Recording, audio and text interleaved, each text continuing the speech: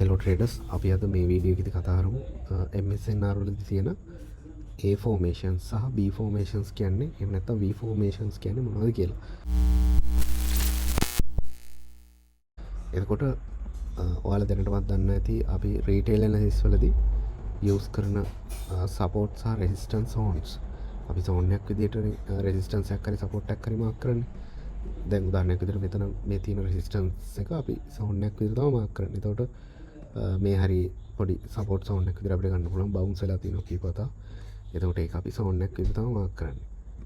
හැබැයි MSNR වලදී එහෙම නැත්නම් SNR වලදී අපි ඒක සවුන්ඩ් එකක් විදිහට නෙමෙයි ලයින් එකක් විදිහට මාක් කරගන්නේ.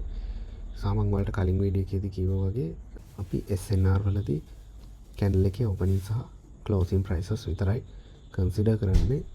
වික්ස් කන්සිඩර් කරන්නේ නැහැ ලයින් chart එක යූස් කරන නිසා ගොඩක් වෙලාවට. එතකොට අපි ගත්තොත් අපි මේක ලයින් chart එකකට දාගත්තොත් මම මුලින්ම ඔයාලට පැහැදිලි කරලා ඉන්න මොකද්ද A level එකක් කියන්නේ කියලා. A level එකක් එහෙම නැත්නම් A formation එකක් කියන්නේ මොකද්ද කියලා. එතකොට ඔයාලට පේනවා ඇති මේ අපි retail analysis වලදී මාක් කරගන්න resistance zone එකේදී අපි මේ chart එක දාගමු line chart එකකට. එතකොට මේක line chart එකකට දැම්මම ඔයාලට පේනවා ඇති මේ තැන්වල ඕපනින් සහ ක්ලෝසින් ප්‍රයිසස් වල මූව් එක තමයි මේ ලයින් එකකින් ඇඳිලා තියෙන්නේ. එතකොට ඔයාලට පේනවා ඇති මේ තැන්වලදී තියෙන මේ ඉංග්‍රීසි හොඩියේ ඒ අකුර ෂේප් එකට තියෙන මූව්ස්. එතකොට ඉංග්‍රීසි හොඩියේ ඒ අකුරේ හැඩයට තියෙන්නේ මෙන්න මේ තැන්වල රෙසිස්ටන්ස් zones වල හැදෙන මූව්ස් තමයි ඔයාලට මේ ලයින් එකේ ඩ්‍රෝ වෙලා පෙන්නන්නේ.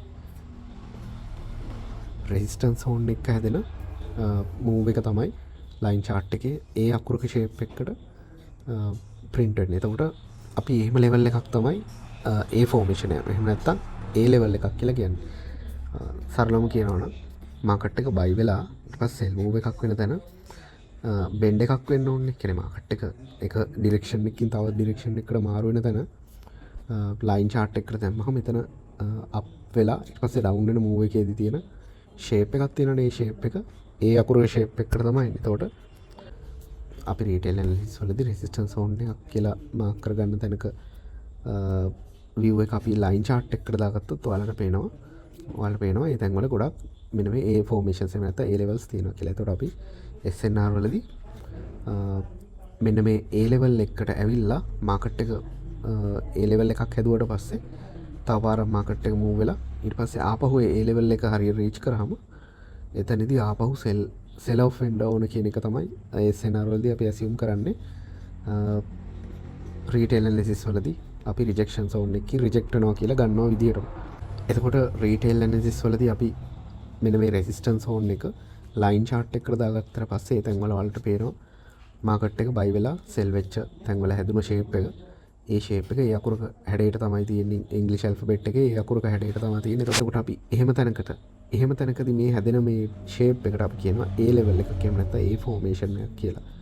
එතකොට අපි බලාපොරොත්තු වෙන්නේ retail analysis වල තියෙන resistance zone එකකදී වෙන දේ වගේම තමයි අපි බලාපොරොත්තු වෙන්නේ මෙන්න මේ A level එකට එහෙම නැත්නම් A formation එකට market එක නැවත ඇවිල්ලා එතනදී sell වෙයි කියලා තමයි අපි SNR වලදී assume කරන්නේ. එතකොට ඕකෙම අනිත් පැත්ත ගැන කියනවා නම් අපි රීටේල් ඇනලිසිස් වලදී යූස් කරන සපෝට් ලෙවල් එකකදී ඔයාලට පේනවා ඇති සපෝට් zone එකකට ඇවිල්ලා මාකට් එක රිජෙක්ට් වෙලා බවුන්ස් වෙන තැනදී මෙන්න මේ V shape එකට හැදෙන මූව් එක ඔයාලට පේනවා ඇති. එතකොට අපි ඒකට තමයි අපි කියන්නේ SNR වලදී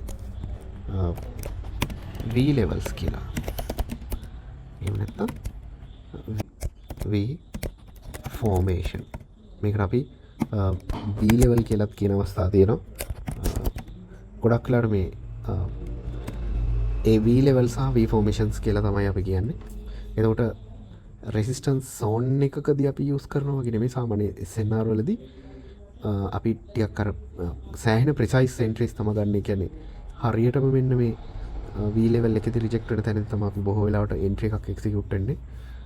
එතකොට ඔයාලට පුළුවන් මේ theories ඔක්කොම හරියට මාස්ටර් කරාට පස්සේ ඔයාලගේ stop loss සෑහෙන තින් කරගන්න තින් ස්ටොප් ලොස් එක යූස් කරලා RR එක වැඩි කරගන්න පුළුවන්. ඒ වගේ එක්ස්පීරියන්ස් එකයි දැනුමයි ඩිසිප්ලින් එකයි ඔක්කොම එක.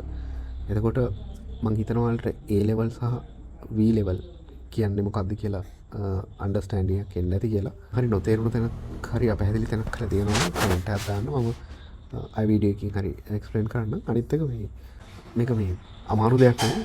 රෙසිස්ටන්ස් සවුන්ඩ් එකකදී හැදෙන එකම ලයින් චාර්ට් එකකට දාගත්තාම ඔයාලට ඒ තැන්වල පේනවා ඒ අකුරු ෂේප් එකට රිජෙක්ට් වෙච්ච තැන්. එතකොට ඒවට තමයි අපි A levels කියලා කියන්නේ. ඒ තැන්වලදී මකට රිජෙක්ට් වෙන්න ඕන කියලා අපි බලාපොරොත්තු වෙන්නේ. එතකොට සපෝට් සවුන්ඩ් එකකට දැම්මම ලයින් චාර්ට් එක ඒ තැන්වලදී හැදෙන V shape moves තියෙනවා. එතකොට අපි ඒවට කියන්නේ V levels එහෙම නැත්නම් V formations කියලා. ඒ තැන්වලදී මාකට් එක buy වෙන්න ඕනේ. එහෙම නැත්නම් bounce වෙයි කියලා තමයි අපි predict කරන්නේ, expect කරන්නේ SNR වලදී. එතකොට අපි මේකේ තව දේවල් මේක යූස් කරලා කරන්න පුළුවන් දේවල් තියෙනවා. අපි ඊළඟ ලෙසන් එකේදී කතා කරමු RBS කියන්නේ මොකක්ද, SBR කියන්නේ මොකක්ද